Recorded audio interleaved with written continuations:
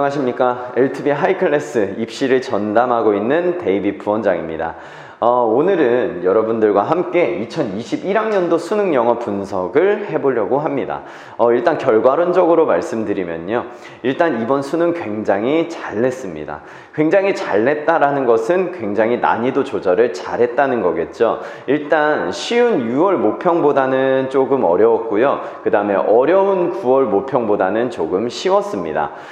그래서 이번 모평이 어떻게 밸런스를 잘 맞춰서 냈는지 보면은 좀 알 수 있을 것 같고요. 특히 이제 내년에 고3이 되는 예비 고3과 그 다음에 예비 고3을 자녀로 두고 있는 학부모님들, 그 학부모님들이 이 수능 분석을 잘 보시면요. 내년에 어떤 영어 시험이 나오게 될지 그걸 충분히 알 수 있을 것 같습니다. 자, 그러면 이제 분석 시작해 보도록 하겠습니다. 일단 분석을 들어가기 전에 이 분석 내용은요. 김광진 선생님이라는 제가 존경하는 선생님이 계신데 그 선생님의 자료를 따왔다는 거 알려드리고 시작하겠습니다. 자, 일단 먼저 이번 수능 예상 1등급이 얼마나 나올지를 알아보려고 합니다. 일단 이 작년 수능이 어떻게 나왔는지를 알면 조금은 예측할 수가 있겠죠. 그래서 제가 준비한 것은 50% 미만에 이렇게 홀수형과 짝수형이 나뉘어져 있는데 홀수형과 짝수형을 잘 모르는 학생들, 학부모님들이 많이 있어요. 실제로 모의고사에서는 홀수형과 짝수형으로 나누진 않거든요. 근데 수능장에 가면은 홀수형과 짝수형으로 나뉘어요. 근데 이 차이가 뭐냐면 실질적으로 차이는 없습니다. 그냥 차이가 보기의 배치가 좀 다르다고 생각하시면 될 것 같아요. 그래서 만약에 홀수형의 1번과 2번이 짝수형의 4번과 5번으로 가는 거고요. 홀수형의 4번과 5번이 짝수형의 1번과 2번으로 가는 겁니다. 그러면 실질적으로 왜 이렇게 홀수형과 짝수형을 나눠놨을까요? 실제로 양 옆에 앞 뒤에 학생들의 컨닝을 방지하기 위해서 그렇게 마련해 놓은 거니까 실제로 난이도 차이는 전혀 없으니까 그 부분 잘 알아두시면 될 것 같고요. 제가 여기에 비율을 써놨습니다. 이 비율이 의미하는 바가 뭐냐면 정답률이에요. 그래서 정답률이 50%라고 하면은 총 10명의 학생 중에 5명의 학생이 정답을 맞췄다는 거고요. 20%의 정답률이라고 하면은 총 10명의 학생 중에 2명만 맞췄다는 거니까 굉장히 어려운 문제겠죠. 그래서 실질적으로 홀수형에서 정답률 50%대 미만의 문항수가 몇 문항이 되는지, 짝수형에서는 그 문항수가 몇 문항이 되는지를 알아보려고 하는 겁니다. 자, 일단 홀수형에서는요 50% 미만의 정답률을 가진 문항수가 총 9문항이 나왔습니다. 그리고 짝수형에서는 총 13문항이 나왔어요. 그러면 이번 수능의 홀수형과 짝수형의 50% 미만의 정답률을 가진 문항수는 몇 문항이 나왔는지 한번 볼까요? 홀수형에서는 총 9문항이 나왔습니다. 그리고 짝수형에서는 총 11문항이 나왔어요. 그러면 실질적으로는 비슷해 보이는데 이 비슷한 거를 어떻게 하면 좀 비교를 할 수 있을까를 생각해 보면 둘 사이에 평균을 내보면 될 것 같아요. 자, 그러면 홀수형에서는 총 9문항, 그 다음에 짝수형에서는 총 13문항, 그러니까 평균은 총 11문항이 되는 거죠. 그러면 총 11문항의 50% 미만의 정답률의 문항수가 나오게 됐을 때 1등급 비율이 7%였습니다. 그러면 이번 수능의 50% 미만의 문항수를 보면 9문항과 11문항이니까 이 둘 사이의 평균이 10문항이잖아요. 그러면 11문항일 때 7%였으니까 10문항일 때는 7%보다 조금 더 낮지 않을까 이렇게 생각이 드는데요. 정확한 예상 등급을 좀 분석하기는 힘드니까 정확한 예상 등급을 분석하기 위해서는 6월, 9월 모의고사의 비율을 보면 될 것 같아요. 자, 일단 6월 모평, 이번 해에 치러진 6월 모의평가에서는 50% 미만의 정답률을 가진 문항수가 총 7문항이 나왔습니다. 9월 모평에서는요, 총 13문항이 나왔어요. 그러면 7문항과 13문항의 평균이 딱 10문항인 거죠. 그렇기 때문에 실질적으로 이번 수능의 평균과 딱 똑같습니다. 그러면 6월 모평의 1등급 비율이 몇 %였냐? 총 8%였습니다. 그러니까 상대적으로 문항이 좀 쉬웠다는 거죠. 실제로 아까 참고로 말씀을 드리면 아까 말씀드렸다시피 6%에서 7%가 학력모의평가위원회에서 가장 지향하는 퍼센테이지가 6%에서 7%입니다. 근데 그 7%를 넘어간 그 수치인 8%는 조금 쉽게 나왔다는 걸 알 수 있어요. 9월 모평에서는 50% 미만의 정답률이 총 13문항이 나왔다는 건 상당히 어려웠다는 거겠죠. 그러면 실질적으로 1등급 비율이 5%였습니다. 그러면 이 둘의 평균이 이번 수능과 같았으니까 8%와 5%의 중간인 6.5%가 이번 수능의 1등급 예상 비율이 되지 않을까 생각됩니다. 아까 제가 말씀드렸다시피 6%와 7%를 굉장히 지향하는 학력모의평가위원회에서 6.5%의 1등급을 맞췄다는 건 정말 미친 난이도, 그러니까 미친 난이도라는 건 굉장히 밸런스를 잘 맞춘 난이도라는 걸 의미하는 거거든요. 그 굉장히 밸런스를 잘 맞춘 수능으로 냈다라는 것이 좀 그렇게 밝혀지게 될 수 있겠네요. 근데 이제 정확한 등급은 시험 성적표가 나오고 나서 이제 나오겠죠. 그때 한번 보시면 될 것 같습니다. 자, 어찌됐든 이번 수능의 1등급은 6.5% 정도로 가장 이상적인 비율이 나온 수능 문제를 굉장히 잘 낸 시험이었다라고 볼 수 있을 것 같습니다. 두 번째는 2021학년도 직접 연계는 어디에서 나왔는지 학생들이 굉장히 궁금해할 것 같아요. 일단 수능 영어는 절대평가가 되면서 직접 연계와 간접 연계를 EBS에서 하고 있습니다. 근데 간접 연계와 직접 연계의 차이를 먼저 말씀드리면 직접 연계는요, 실제로 문제의 유형만 달라질 뿐이지 지문이 그대로 나오는 거예요. 그래서 그냥 만약에 그 지문이 내가 어저께 학습한 지문이라면 답을 5초, 10초 만에 찾을 수도 있어요. 그렇게 지문이 완전히 똑같이 나오는 게 바로 직접 연계입니다. 근데 간접 연계는 뭐냐면요, 그 지문의 소재만 나오는 거예요. 만약에 어떤 신화에 대한 소재였다, 그러면 그 신화에 대한 소재만 가져와서 새로운 지문으로 내는 거죠. 그러니까 실제로 간접 연계는 거의 비연계나 다름없다. 그러니까 연계가 되지 않는 문제와 다름없다라고 생각을 하셔도 무방할 것 같습니다. 자, 그러면 우리들의 관심사인 직접 연계가 이 수능특강 영어라는 책, 수특 영독이라는 책이 있고요. 그 다음에 수능 완성이라는 책, 이렇게 총 3권에서 직접 연계가 총 7문항이 나옵니다. 그 7문항이 나오는데 그 비율이 어떻게 되는지 한번 보도록 하겠습니다. 자, 일단 6월 모평은요, 총 수능특강 영어에서는 한 문제의 직접 연계가 나왔고요. 수능특강 영어 독해 연습에서는 6문항이 나왔습니다. 압도적으로 많이 나왔죠. 그쵸? 9월 모평에서는 수특 영어에서는 한 문제도 나오지 않았습니다. 그리고 수능특강 영어 독해 연습에서는 2문항이 나왔고요. 그 다음에 수능 완성에서는 총 5문항이 나왔습니다. 아니, 그래서 학생들이 좀 많이 저한테 와서 물어보더라고요. 아니, 이번 수능에 이번 6월과 9월 모평에서 수능특강 영어에 직접 연계가 많이 안 나왔으니까 그러면 수능에서도 수능특강 영어가 많이 나오지 않을까요? 라고 많이 물어봤었는데 실제로는 그렇지 않다고 말을 해줬어요. 왜냐하면 실제로 직접 연계의 비중만 이렇게 낮을 뿐이지 간접 연계를 통해서 수능특강 영어가 굉장히 많이 나왔거든요.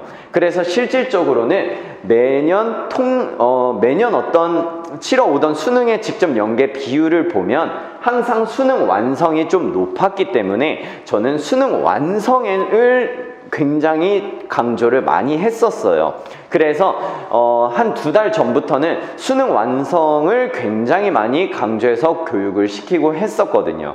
그런데 이렇게 비율이 나오다 보니까 학생들 나름대로는 이렇게 상대적으로 적게 나온 수능특강 영어를 많이 했을 수도 있었을 것 같아요. 자, 근데 이번 수능에서는 직접 연계가 어떻게 나왔냐? 총 수능특강 영어에선 한 문제, 수능 특강 영어 독해 연습에선 2문제, 그 다음에 수능 완성에선 4문제가 나왔습니다. 아, 역시 수능 완성을 주로 냈네요. 작년도 마찬가지로 총 수능 특강 4문제가 수능 완성에서 나왔고요. 이번 연도도 마찬가지로 수능 완성에서 4문제가 나왔습니다.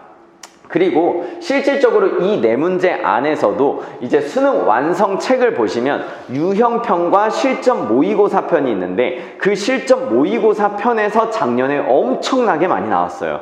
그래서 이번 해에도 수능 완성의 뒷부분에 실전 모의고사를 굉장히 꼼꼼하게 열심히 공부한 학생들은 굉장히 직접 연계의 체감이 높았을 걸로 생각이 됩니다. 직접 연계의 체감이 한 4문항만 자기가 보던 지문이 있어도 실질적으로 굉장히 시험이 쉽다라는 생각이 들거든요. 그렇기 때문에 막판에 수능 완성을 공부 열심히 한 학생들은 굉장히 수능 영어가 쉽게 느껴졌을 거라고 생각이 들고요. 특히 뒤에 실전 모의고사를 열심히 한 친구들은 굉장히 많이 좀 쉬웠다는 생각이 들었을 것 같아요. 자, 다음에 오답률의 순위를 한번 봤습니다. 일단 이번 연도 6월 모평에 오답률 1위와 2위와 3위, 그 다음에 9월 모평에 오답률 1위와 2위와 3위를 조사해 봤는데요. 일단 6월 모평에서는 직접 연계가 오답률 1위, 2위, 3위를 차지했어요. 이거를 듣는 학생과 학부모님들은 조금 의아해 할 거예요. 아니, 선생님이 아까 얘기하셨다시피 아니, 문제가 그대로 나오는 거라면서요. 엄밀히 말하면 지문이 그대로 나오고 문제의 유형만 바꾸는 거예요. 근데 지문이 그대로 나왔는데 어떻게 오답률 1위, 2위, 3위를 다 직접 연계가 먹을 수가 있습니까? 라고 물어보실 수 있을 것 같아요. 이게 직접 연계의 본질을 잘 모르셔서 그럴 수 있는데 실제로 직접 연계는요, 실제로 아까 말씀드렸었던 요 책 있죠? 3개의 연계 교재들, 이 3개의 연계 교재가 총 합친 지문의 수가 1000지문이 넘습니다. 그 1000지문에서 7지문이 나오는 거예요. 그러면 실질적으로는 1000분의 7이잖아요. 그러니까 실제로는 0.7%가량의 지문이 연계돼서 나오는 거기 때문에 어떤 문제가 나오기 예측하기가 정말 쉽지가 않죠. 그러니까 실제로는 거의 직접 연계가 공부가 안 된 상태에서 6월 모평을 들어갔기 때문에 이렇게 직접 연계가 오답률 1, 2, 3위를 차지했다고 볼 수 있을 것 같아요. 자, 9월 모평에서도 직접 연계가 오답률 2위와 3위를 차지할 정도로 6월과 9월 모평을 보면요, 직접 연계가 굉장히 어려웠다라고 할 수가 있을 것 같아요. 자, 그런데 이번 수능에서는 어떻게 나왔냐? 홀수형, 짝수형 둘 다 통틀어서 비연계가 오답률 1, 2, 3위를 차지했습니다. 그 얘기는 무슨 얘기냐? 비연계가 굉장히 어려웠고 직접 연계는 상대적으로 쉽게 출제가 되었다는 얘기죠. 그렇기 때문에 6월과 9월 모의고사를 통해서 수능을 예측했던 학생들은 실질적으로는 좀 많이 좀 혼란스러웠을 수도 있을 것 같고, 그리고 수능을 직접 연계에 많이 의존하지 않고 비연계를 많이 잘 대비를 했다면 실질적으로는 수능을 굉장히 잘 봤을 것 같아요. 그 비연계를 잘 대비했다는 게 뭐냐면 모의고사를 통해서 자기가 시간 내에 사고력을 발휘해가지고 문제를 푸는 능력, 그 능력을 기르는 학생들을 얘기하는 건데, 그렇게 훈련을 했었다면 굉장히 수능을 잘 봤을 거라고 생각이 듭니다.